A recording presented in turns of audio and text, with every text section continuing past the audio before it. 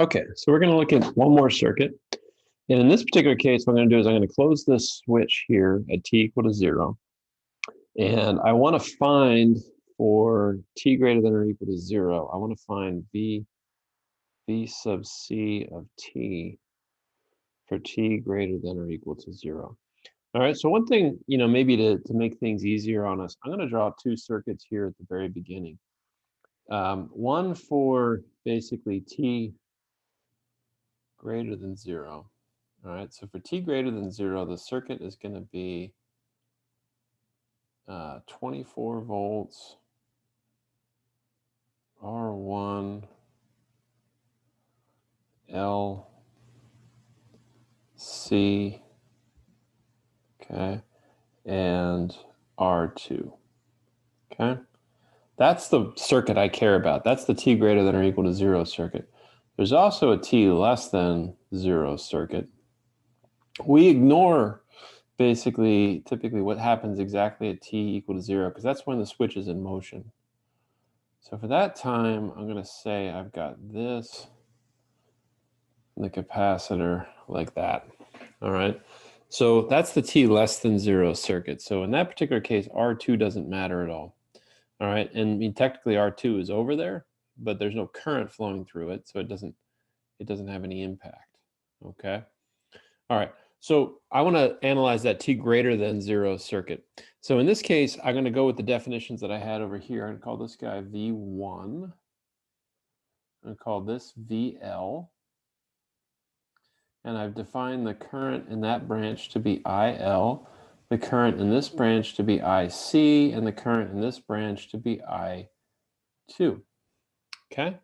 So I'm going to analyze that circuit. So step one is to analyze the t greater than 0 circuit. All right. And to write the differential equation, in this case for v sub c of t. And as we've said, if I look specifically at step one, I want to get this guy set up so that I use KCL and KVL and try to get the differential equation in that form. Okay. All right. So that's going to be our goal. So we go back here. So let's analyze that circuit. So in this case, what I'm going to do is I'm going to do a KVL first. All right. And my KVL, I'm going to start in the bottom corner, the bottom left corner. So 0 equals, I go minus to plus on this 24 volt source. So I'm going to say minus 24. And then I go plus to minus on that resistor. So I can say plus V1. And then I go plus to minus on the inductor. So I say plus VL. And then I go plus to minus on what was called V sub C here. Now notice I didn't give the voltage on the resistor any name because it has to be the same as the voltage across the capacitor. All right, they have the same voltage there. So I have that. Okay, so that relationship is important. Now I want to get a relationship for the capacitor voltage, and I've got capacitor voltage, but only in one of the terms here. I'm also going to do a KCL in this circuit, right? And the KCL I'm going to do is at this node right here, where I have that IL equals IC plus I2, right? The current going into the node from the inductor equals the currents coming out, which is the capacitor current plus that resistor current, okay? So how can I use that information? Well, IC is obviously equal to C dVc dt, and I2 is obviously equal to V sub C over R2, like that. Okay, so I have that key relationship right there. Now, in addition to that, I can rearrange this equation here and have 24 equals V1 plus VL plus VC. Now, the thing that I know from looking at the circuit, right, is I can plug IL into my V1 and my VL relationship, right? So I can say this becomes ILR1, that's the voltage drop across the resistor V1, plus the relationship between VL and IL is L dIL by dt plus V sub C. Now I can relate those two things if I go ahead and say, well, IL can be plugged into this equation to give me R1 times C dVC dt plus V sub C over R2. Right? I plugged IL in right here to get this relationship. Then I say plus L times d by dt of that same expression, right? I plug IL in. So I get C dVC dt plus V sub C over R2 plus V sub C. All right, now I can simplify that whole guy down. I'm going to do that. That's going to become for me R1C dVC dt plus R1 over R2 V sub C, right? So that's simplifying those expressions.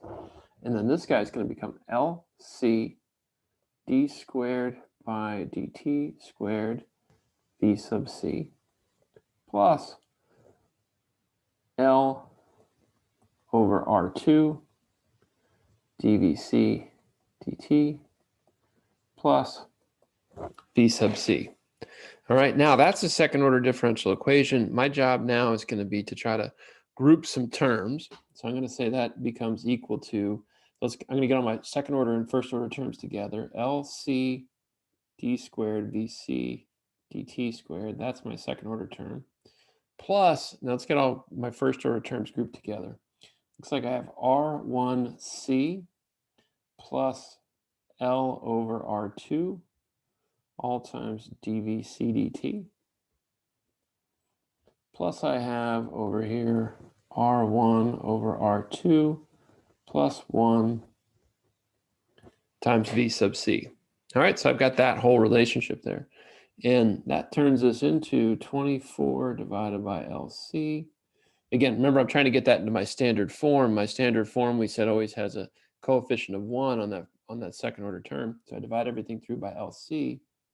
And this becomes d squared VC by dt squared plus 1 over LC R1C plus L over R2 dVC dt plus 1 over LC R1 over R2 plus 1 V sub C. All right, so when I look at that there, all right, now what I see is what I like. This is my little c term. This is what I define as my A term. This is what I define as my B term. All right, so what I do is, if you look carefully at my Matlab here, I defined R1, R2, L, C. The voltage source V is 24. And then I put in the values for A, and the value for B, and the value for C. And then I calculated those values, right? Now, that's the end of step 1, as far as I'm concerned, right?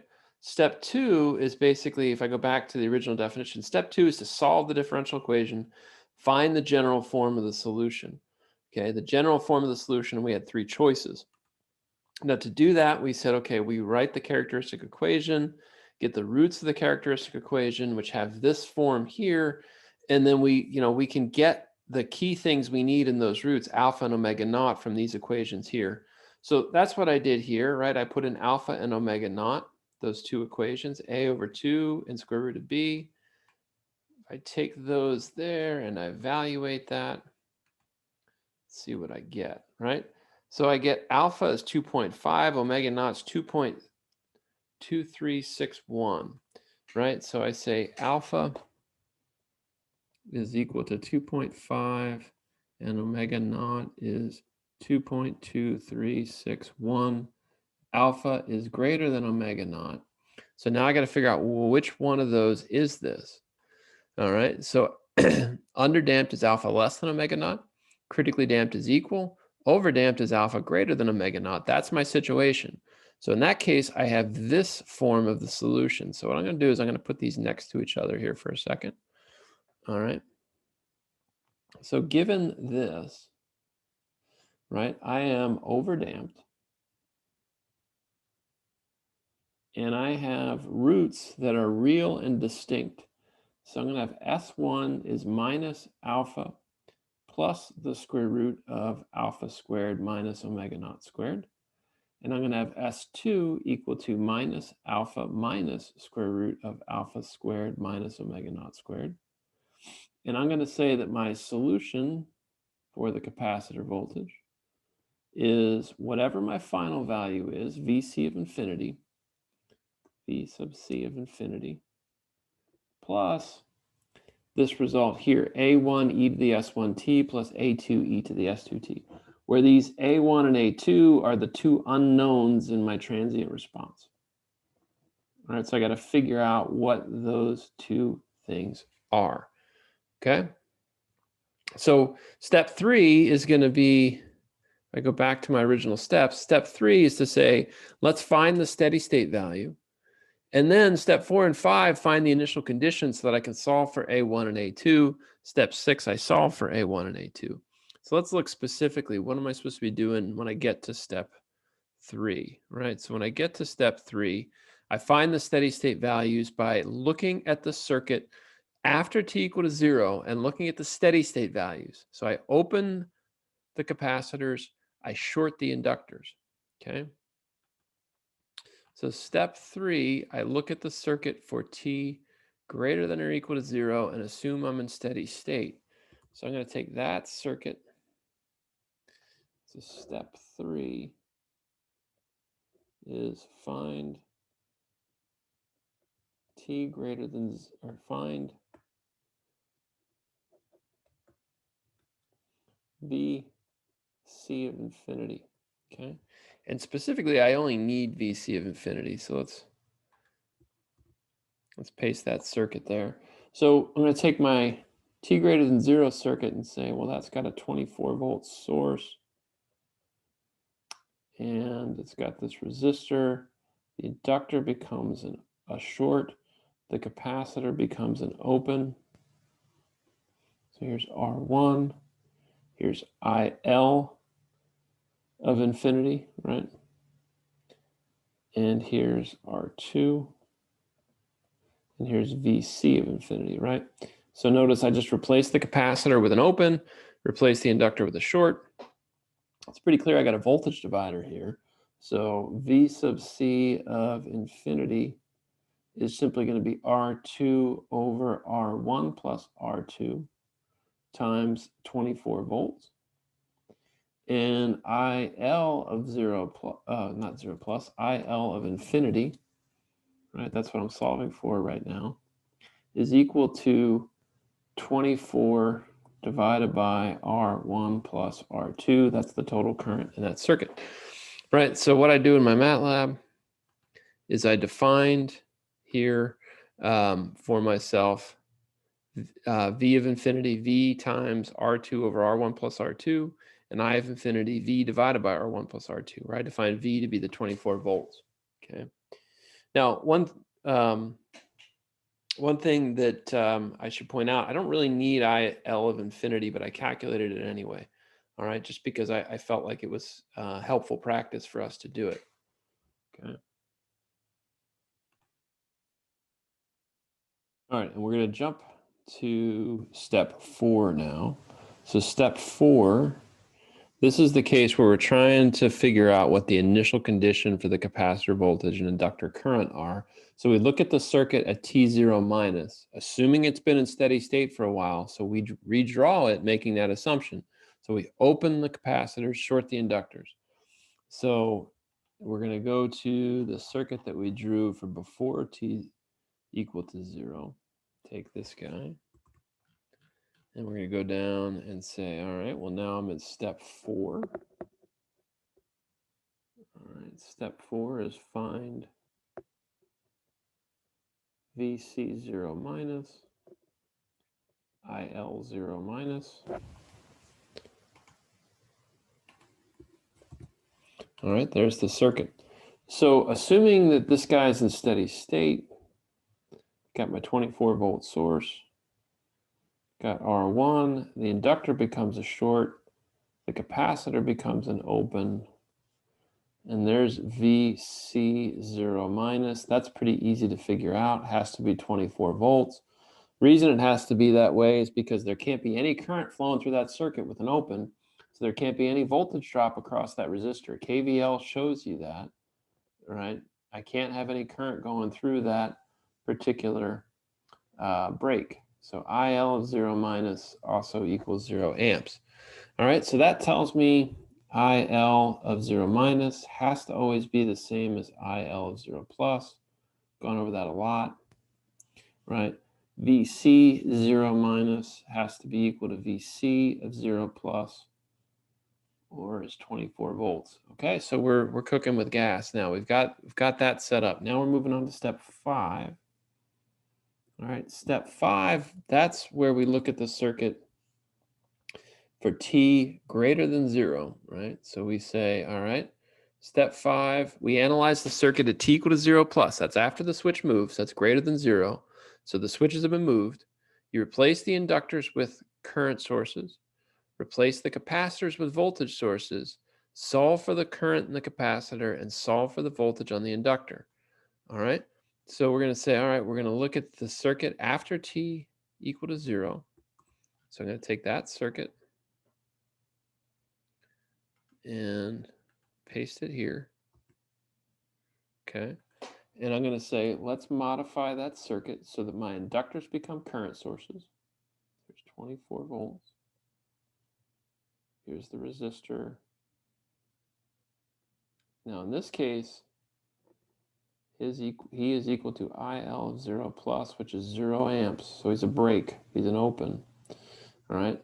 The capacitor becomes a voltage source. Okay. V sub C of 0 plus. All right. And I also have this resistor R2 over here. Okay. All right. Now let's be careful. We've defined current to be going into the capacitor, right? Current was going into the capacitor. We see that over here. So IC of 0 plus is that way. VL of 0 plus is that way. Okay. Now, because we have a 0 amp current source, a 0 amp current source means no current can flow, which means that that current source is really an open circuit. Okay. There's an open circuit, there's no voltage drop across that resistor, so VL of 0 plus must simply be the voltage at its plus terminal, 24, minus the voltage at its minus terminal, which is VC of 0 plus, which I've solved for previously. Now, IC of 0 plus, that can't be pushing any current this way, but it is pushing current this way. All right, so if I look at this, what I see is that V sub C of 0 plus over R2 has to be the current in that resistor, right? That current is going to be opposite of IC 0 plus, the way it's defined, right? That current has to be leaving the plus terminal. So in this particular case, I see that guy is going to be negative, all right? So again, I have all those values. I can plug those in. Once I have those, I can say, well, D, DC, DT of 0 plus equals simply IC of 0 plus divided by C. And if I needed it, and I don't need it here, but if I did need it, DIL by DT of 0 plus is VL of 0 plus divided by L. Okay, so I can go through that analysis there. All right, and I do that in Matlab. I've entered the values V minus VC of 0, right? V minus VC of 0, that's VL right here, right? VL right here. Let's put them next to each other. Oops. Put them next to each other, right? So there's VL 0 plus, and here's VL 0 plus here. Okay. And then for IC, 0 plus, it's minus v sub c of 0 over R2. And then I have my expressions for the derivatives, okay? I'm not going to look at the values of those right now. I don't really care, right? I could get the numbers if I wanted to. I want to move on to step 6. Step 6 is I go back to my form of the relationship, and I got to find my unknowns. So I got to find A1 and A2. And I know that VC of t was whatever VC of infinity was, which we've now found, plus A1 e to the S1t plus A2 e to the S2t. Now, what I'm doing in this step is I am using V sub c of 0 and dVc dt of 0 plus. I'm using those to find my A1 and A2. All right, so I plug in t equal to 0 and go through that whole thing. Now, again, in that summary I've given you, I've got all of those things. Since I'm looking at underdamped, this is the special case I get with underdamped, okay? So I'm going to put these two things next to each other here. So what I find is that V sub c of 0 equals, and I'm getting that from these two lines right here, right? V sub c of 0 is V sub c of infinity plus A1 plus A2, and dVc dt of 0 plus is equal to S1 A1 plus S2 A2, like that. Okay. All right. That's a setup where I've got two equations and two unknowns. The top equation, I'm going to put this into matrix form here. Before I do that, let me rearrange this first equation. So V sub c of 0 minus V sub c of infinity is equal to A1 plus A2. So the bottom equation is dVc dt of 0 plus equals S1 A1 plus S2 A2. Okay, so I'm going to put that in matrix form again. So V sub c of 0 minus V sub c of infinity. All right, that's my top row. And then I write 1, 1, and over here A1, A1, A2, like that. Okay, right, so notice what I do is I say Vc of 0 minus Vc of infinity equals 1 times A1 plus 1 times A2. And then the bottom row is dVc of 0 plus over dt is equal to S1 times A1 plus S2 times A2. That's how I get to those two original equations that I wrote. All right, so the way I defined this is I said, well, this is Y, this is C, this is A, and I said Y equals C, A, like that. And I got to say A equals C inverse times Y, okay? So basically it's like you're dividing both sides by C. All right, so if I put that there, again, let's zoom that in a little bit so we can see it. And then let's look at my Matlab. All right, so my Matlab, here's what I did, right? So VC of 0 minus V of infinity, that's this right here. All right, I defined that on the first row of this Y matrix. And then on the second row of this Y matrix, I just have dVc, which is the value of that derivative at t equals 0 plus. Then I have my C matrix, right? As 1, 1, and then I have a semicolon to go to the next row, and then S1 and S2. And I close up the brackets. And then I've got it. I do A equals inverse C times Y. If I go through and I do that, I'm going to get numbers there. Now, one thing I probably should point out, up here, I didn't talk about it at the time, but I calculated S1 and S2, and I calculated those specifically using the formulas that we were given, right? Negative alpha plus or minus the square root of alpha squared minus omega naught squared. I used those to calculate my two roots, all right? S1 and S2, my two exponents. So if I look at MATLAB, what did I get? All right, so there's A1, there's A2. If I wanted to see those values individually, remember I said A of 1 tells me the first one, A of 2 tells me the second one, right?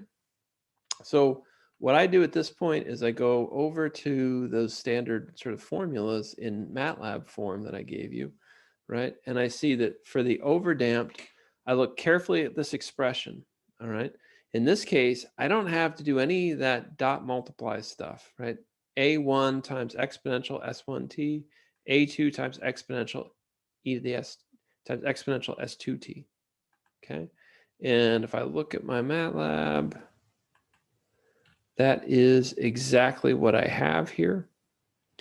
And I've given you a time vector. And so I'm going to plot that. And there it is. Okay. Now the voltage starts at 24 volts. That's what we expected. That was our VC of 0. So if I check that VC 0, 24 volts, and V of infinity, we found was 4.8 volts. And it looks like that's where this guy levels off. If I look at this, this looks like he's gotten to about 4.8 volts. Okay. And again, he was overdamped. So he looks pretty first order. If I zoom in on this guy, I shouldn't see any of that kind of overshooting happening, right? He basically just looks like he's settling right in to about 4.8. Once I'm zoomed in here, you see him really settling to 4.8. And I'd see him, even settling further if I ran the time a little bit longer. And let's say I ran it for 10 seconds and plotted this again, right? Now I see him running even closer to 4.8 if I zoom in here, right? So he's definitely approaching 4.8 as time advances. All right.